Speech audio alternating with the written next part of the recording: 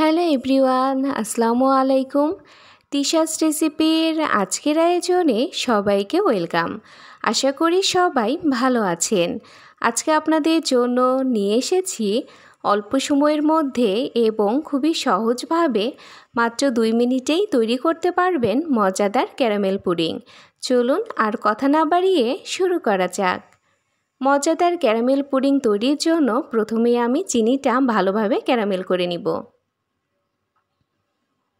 এখানে আমি একটা চামচের সাহায্যে অনবরত নেড়েচেড়ে চিনিটা ভালোভাবে ক্যারামেল করে নিচ্ছি। এখানে অবশ্যই অনবরত নেড়েচেড়ে চিনিটা ক্যারামেল করে নিতে হবে, তাছাড়া নিচে পুড়ে বা লেগে যেতে পারে। পুড়ে গেলে কিন্তু পুডিংটা খেতে তেতো লাগবে।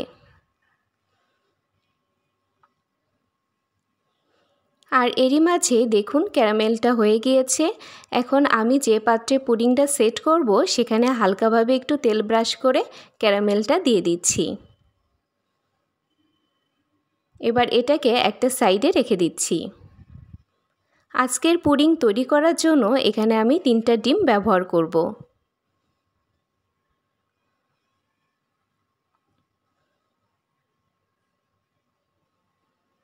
এখন এর মধ্যে দিয়ে দিচ্ছি হাফ কাপের কম চিনি। মিষ্টির পরিমাণটা আপনারা আপনাদের স্বাদ মতো বাড়িয়ে কমিয়ে দেবেন। এখন দিয়ে দিচ্ছি এলাচের গুঁড়া, যেন ডিমের কাঁচা ভাবটা বা গন্ধটা না থাকে।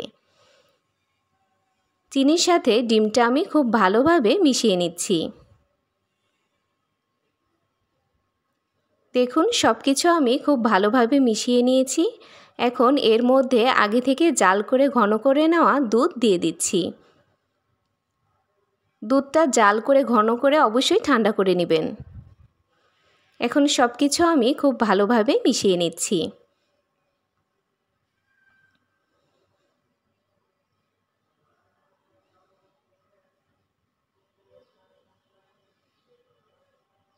এখন এর মধ্যে ঢেলে দিচ্ছি।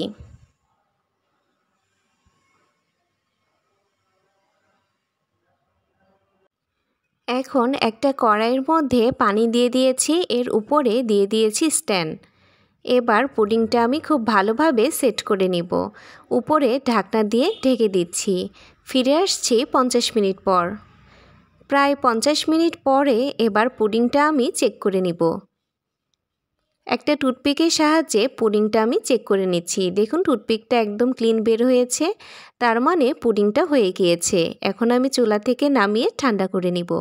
চুলা থেকে নামিয়ে পুডিংটা আমি ঠান্ডা করে নিয়েছি। দেখুন এটা দেখতেও কতটা লোভনীয় লাগছে। ভিডিওটি ভালো লাগলে লাইক, শেয়ার এবং সাবস্ক্রাইব করতে ভুলবেন না। আল্লাহ হাফেজ।